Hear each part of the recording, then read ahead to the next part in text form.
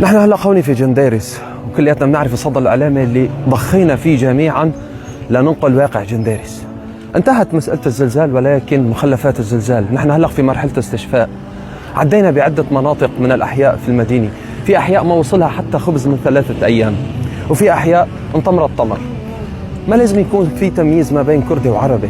أنا بحكي هون على العربي وبحكي على الكردي، لأنه جنديرس بتحتوي على كثير من الأطياف اللي موجودة فيها سواء كانوا كرد أو عرب.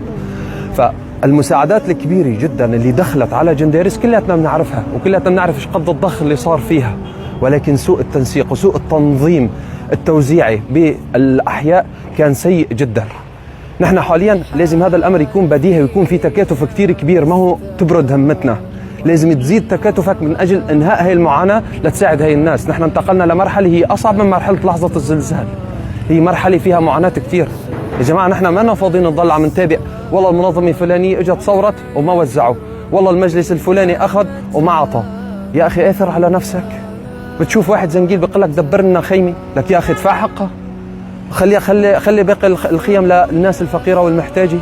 لك يا طيب اجتك المساعدات، دل على جارك الفقير، آثر على نفسك. لك بلا هالسلة، والله العظيم ما هي كرم، بلا لك إياها عبين ما يجي دورك أنت. أعطيها للفقير للأحوج، دل على الطريق الخير والأكثر. الأصحاب اللي بلا ضمير، أنا بعتذر كنت بدي أحاول بس ضل بحكي بطريقة لبقة. اجت مساعدات كتير في مناطق، عبرت عبور وتصورت تصوير وضلت رايحة.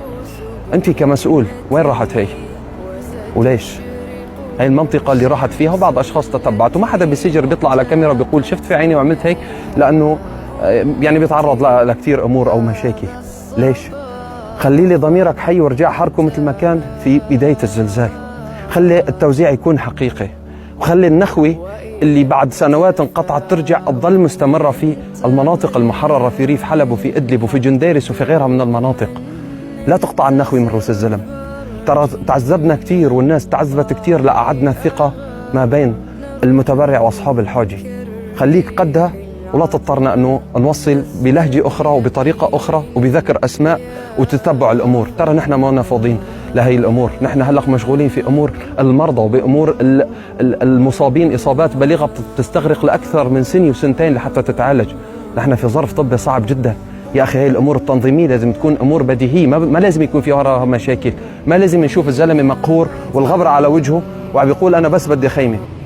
هي صارت مطالبنا، تساوى الزنجيل والفقير في هاي المرحلة، ولكن الفقير أصبح أولى لأنه مهدود وخسران. في عندي كلام كتير لسه بدي أحكيه، بس اكتفيت حاليا بهذا الشيء لنعيد التأهيل والتنظيم بالأخص في مدينة جنديرس، لأنه الوضع هيك ما هو مزبوط وفي أخطاء كتير كبيرة ما هي صغيرة. السلام عليكم.